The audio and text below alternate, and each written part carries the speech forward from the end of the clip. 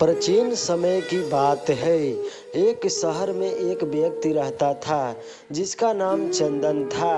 वह अपनी पत्नी और दो लड़की के साथ रहता था और वह किसी छोटे मोटे प्लांट में काम किया करता था। चंदन और उसकी पत्नी खुशी खुशी अपना जीवन व्यतीत कर रहे थे। समय का चक्र बीत रहा था और उनके लड़का लड़की बड़े होते जा रहे थे।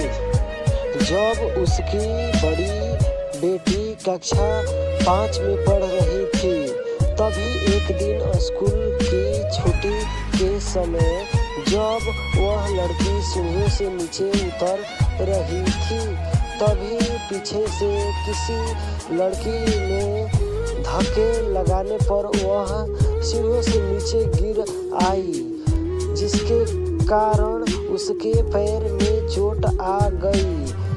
तब लड़की घर पर लगड़ती हुई आई तो उसके पिता ने पूछा, क्या हुआ? तभी लड़की ने उन्हें पूरी बात बताई। पिता ने सोचा छोटी मोटी चोट है और यह सोचकर उसने अपनी बेटी से कहा कि इसे गर्म पानी से सेक लो, ठीक हो जाएगा।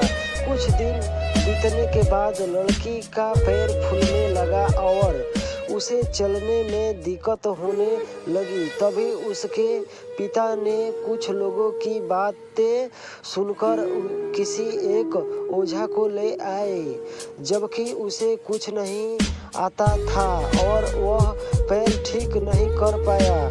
कुछ समय बीतने के बाद जब लड़की की हालत और ज़्यादा खराब होती जा रही थी, एक दिन उसके पिता अकेले कहीं बैठे हुए थे तो वह मन ही मन सोच रहे थे कि क्या करें। तभी सोचते सोचते उनके दिमाग में आया, क्यों ना डॉक्टर से दिखलाया जाए।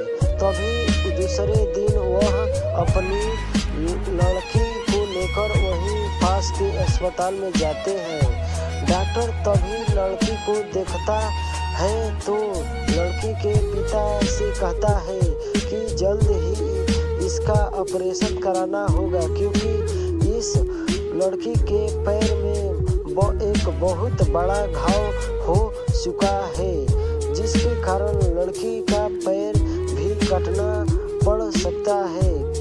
पिता डॉक्टर से पूछता है कि ऑपरेशन में कितने पैसे लगेंगे। तभी डॉक्टर कहता है 40,000 रुपया लगेंगे। पिता घबरा जाता है, लेकिन पैसे की तलाश में इधर से उधर जाने लगता है। इधर उधर भाग दौड़ करने के बाद पैसे की व्यवस्था कर लेता है और लड़की का ऑपरेशन हो जाता है। ऑपरेशन के बाद लड़की अपने घर आ जाती है, परंतु लड़की के पैर में कुछ सुधार न होने के कारण पिता चिंतित रहने लगता है।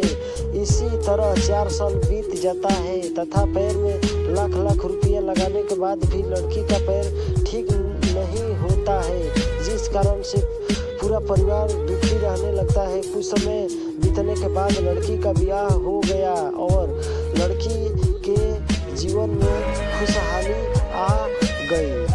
कुछ समय बीतने के बाद दुखों के बादल छट जाते हैं और चंदन अपने लड़का और लड़की के साथ सुखमय जीवन बिताने लगता है।